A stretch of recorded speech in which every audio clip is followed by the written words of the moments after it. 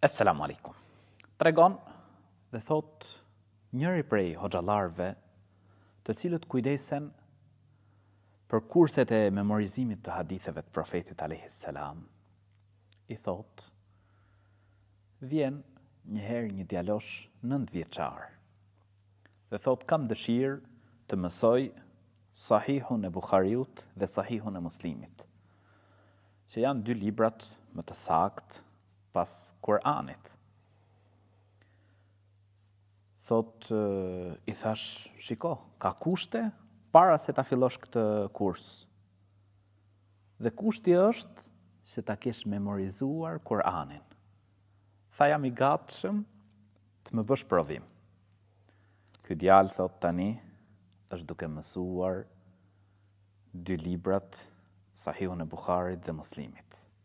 Subhanallah, çfarë zelli, çfarë dëshire për dituri, çfarë etje për dituri. Vllai i nderuar, motër e nderuar. Vallë, si është gjendja e të rinjve tanë sot?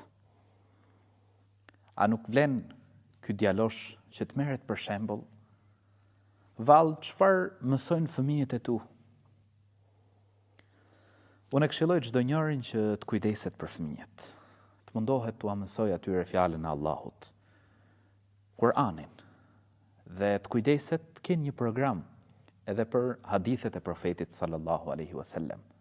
Të mësojnë pra krahas diturive që u bëjnë dobi për këtë dynja, mos harrojnë edhe diturinë fetare, e cila u bën dobi për këtë dynja edhe për botën tjetër.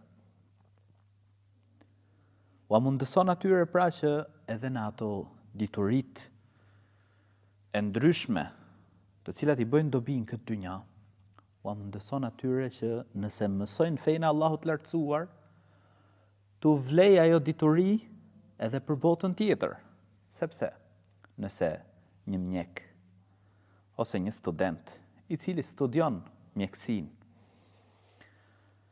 do ta njohë Allahun e lartësuar, do të mësoj për botën tjetër, do ta di Kur'anin, ky djalë, ky i ri, kjo e re, do të lexojë dhe do të di se aty në Kur'an Zoti i gjithësisë thot, dhe kush e shpëton një njeri, siç kuptohet prej ajetit, është sikur ka shpëtuar gjithë njerëzimin.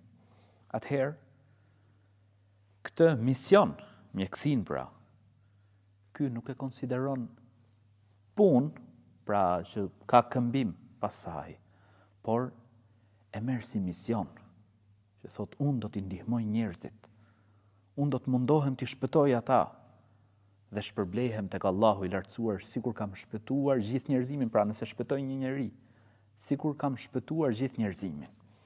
Vlla dhe motër, shembujt e atyre që kanë pas zell për të mësuar fenë e Allahut të lartësuar janë të shumtë.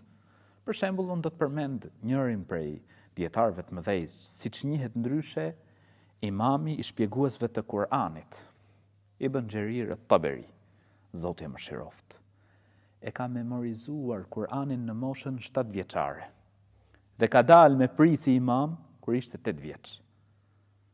Vlla dhe motër, mendo për fëmijët e tu. Le të bëhen ata njerëz të cilët do të jenë dobishëm për vendin tonë, do të jenë dobishëm për vetet e tyre, për familjen, për shoqërinë. Allahu e përmirësoft gjendjen tonë. Amin.